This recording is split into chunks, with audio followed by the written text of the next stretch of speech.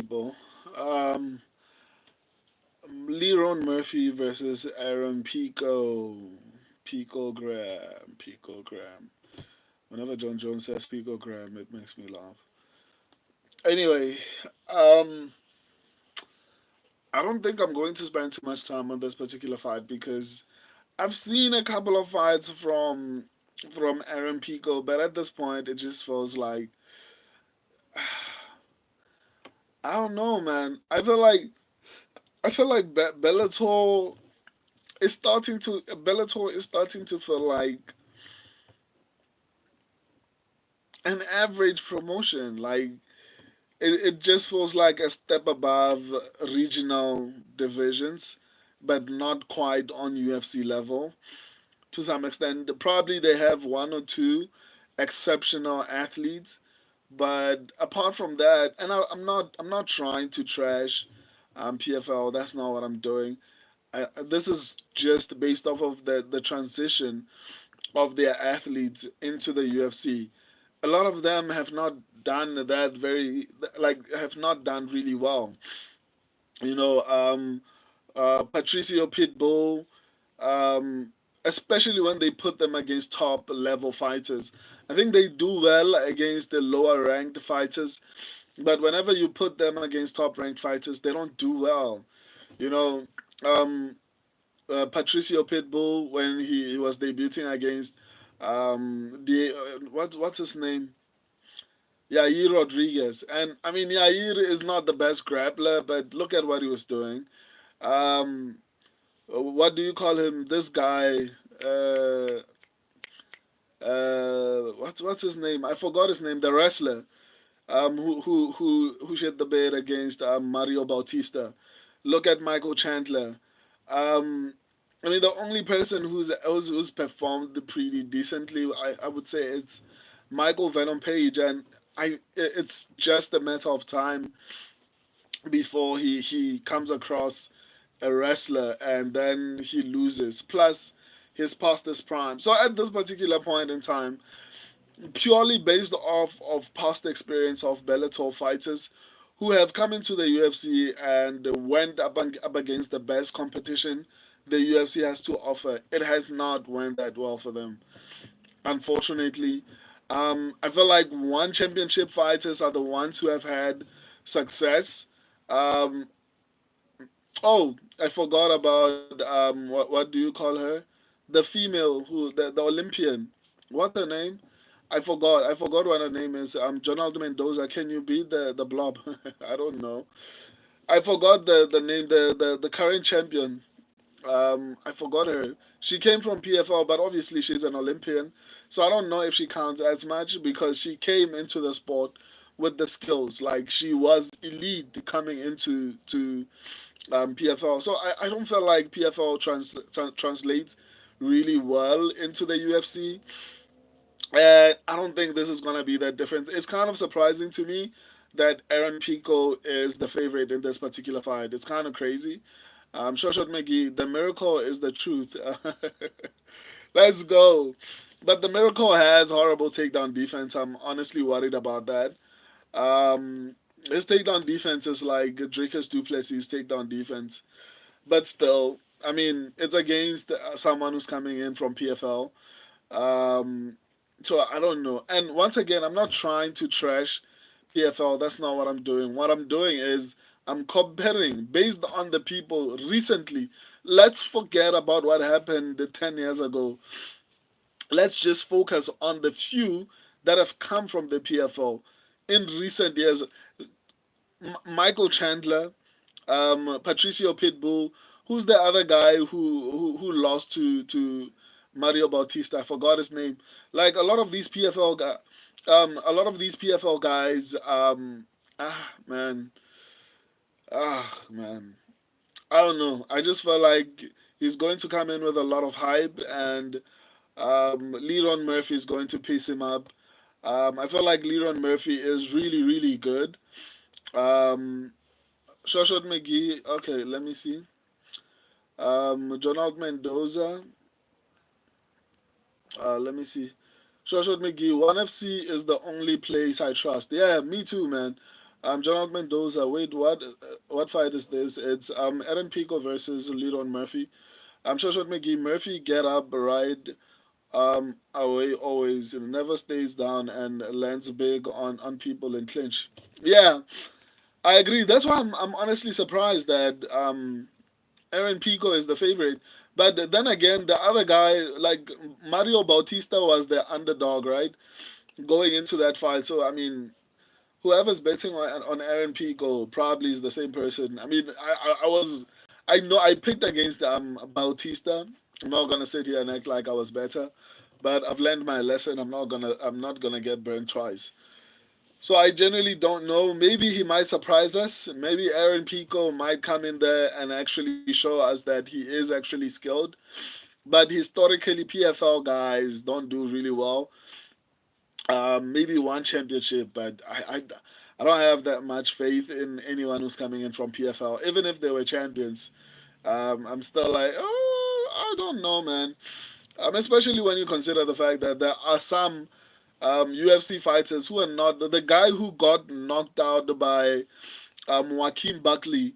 I think went on to win a tournament in PFL, and I'm not going to sit here and act like people cannot improve, right? Because you can get knocked out. Look at Islam Makhachev.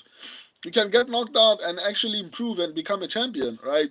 But still, I mean, I feel like I don't know, man. I don't know if the level of competition in PFL compares to the UFC, and for you to come in from PFL and then go up against the best. I don't know why the UFC does this. It feels like they're trying to humiliate PFL in some way by putting them against their top athletes to show that they are not on their level to some extent. I just feel it just feels like that's what the UFC is doing. And I think the UFC is signing these guys on small amounts or on small pays, and then they tell them if you beat this guy, we can renegotiate your contract, and then you can make this much, right? They sign you on the condition that okay, we're going to give you this much. If you can get past this guy, we can renegotiate, and then you'll get a higher paycheck. Knowing they know very well that that's not gonna happen. I think I just feel like the UFC is doing this to humiliate the PFL in all honesty. Because why would you do this? Like someone is coming in, irrespective of how much success. Look at our RDR. RDR was a two division champion, and they didn't take him and put him against a top five athlete. I don't know why they do this to PFL guys. They did that to Michael Chandler. Fortunately, he was able to fluke it out against Dan Hooker, and Dan Hooker was not the same at that point. But look at Patricio Pitbull and the guy who lost to Mario Bautista. I don't know why they do this specifically to PFL guys. Whenever PFL guys are coming in, they just take them and they match them up with like the most difficult matchups, just so that they probably can lose and humiliate PFL for some reason. I don't know. It just feels like UFC is trying to humiliate PFL at this point. Um, I don't know why they do this. They don't do this with people who have actual potential. I will emphasize RDR came in, they gave him Gerard Mieshard. Um, Patricio Pitbull, nearing 40, comes in, gets Yair Rodriguez. Why? Why? I'm convinced UFC is trying to humiliate PFL at this point.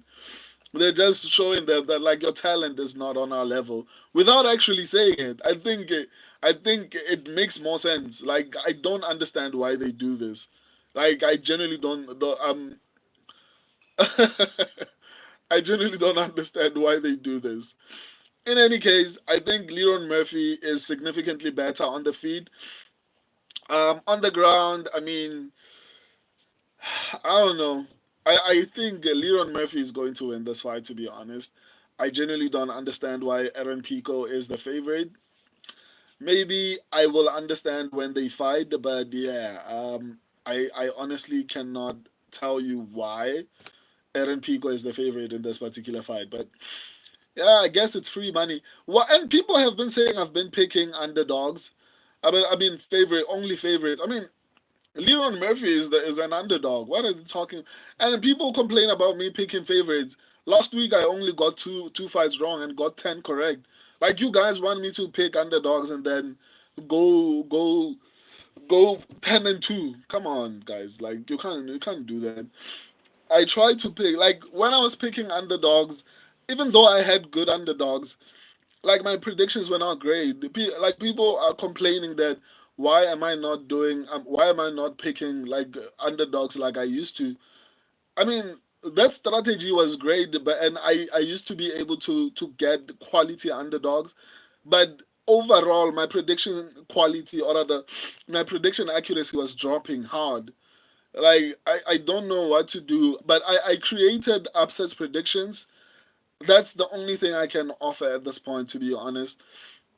Upsets predictions are basically me using my old strategy to predict what do you call it, good underdogs and all these type of things.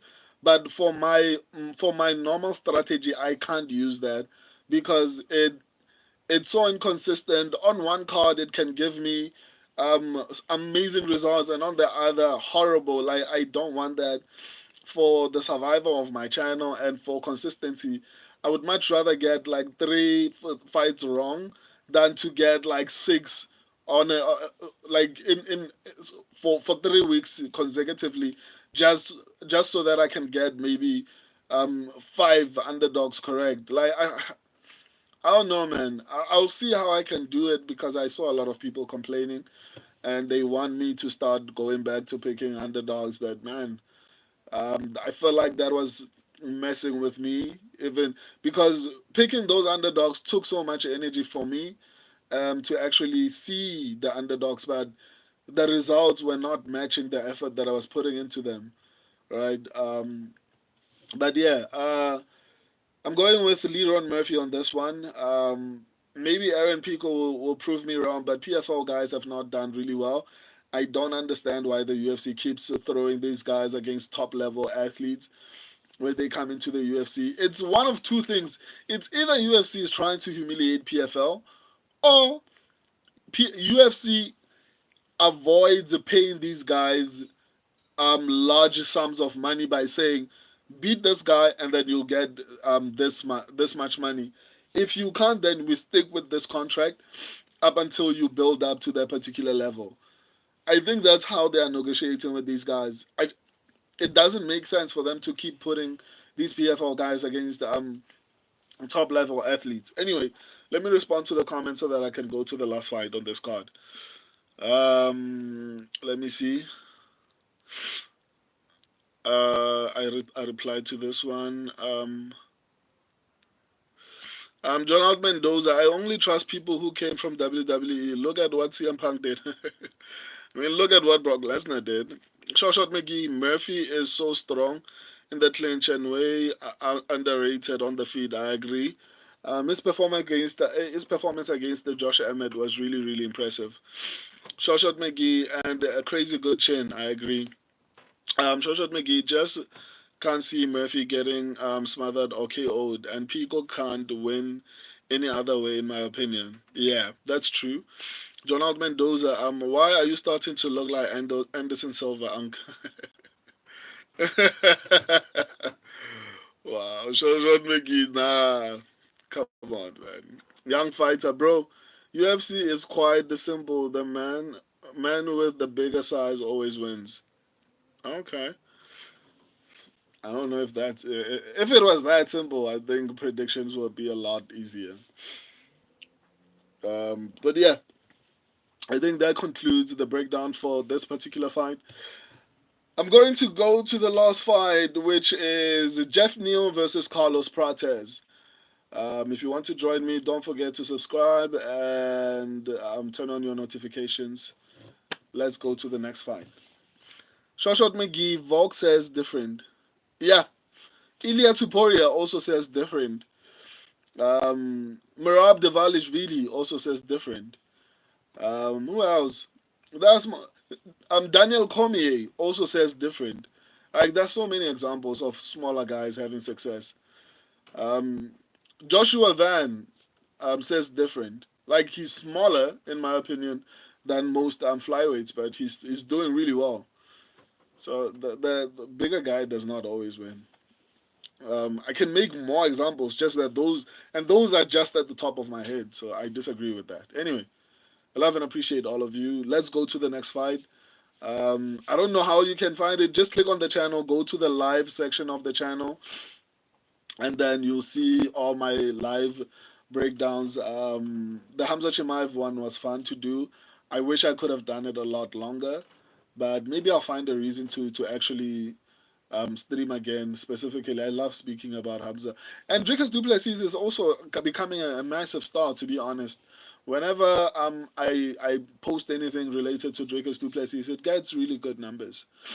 And the subscribers predictions are going crazy for UFC 19.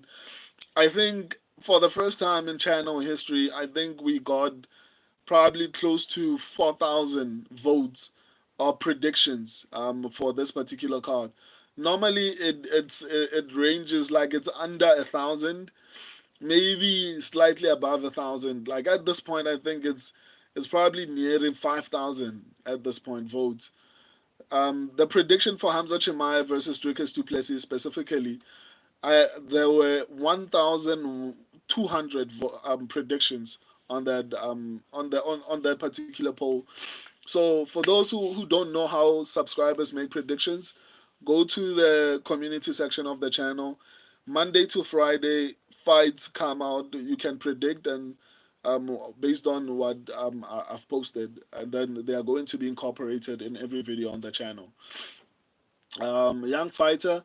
Boxing is a sport where men with smaller sizes, if they can fight better, can win against much bigger guys. Okay, I mean, yeah, I mean that's why I think MMA is better because in a real fight, a bigger guy will probably usually win. That's why weight divisions are more important in the UFC, right? If you take Tom Aspinall and you put him against Jack Della Maddalena, Jack might do decently, but most likely Tom Aspinall is going to whoop his ass, right? So, I mean, to some extent, I get what you're saying. Um, when there's no wrestling involved, when there are no kicks involved, it's just punching, you probably stand a better chance at winning, but still. I think MMA is better. Shoshot McGee, DC at heavyweight. Yeah, I agree. Is the best example. You must not know how the UFC got started. Gracie family. Yeah, that's 100% true, man. I generally disagree with that. Anyway, let's go to the last fight for today. I'm going to be breaking down every single fight on this card. Deuces.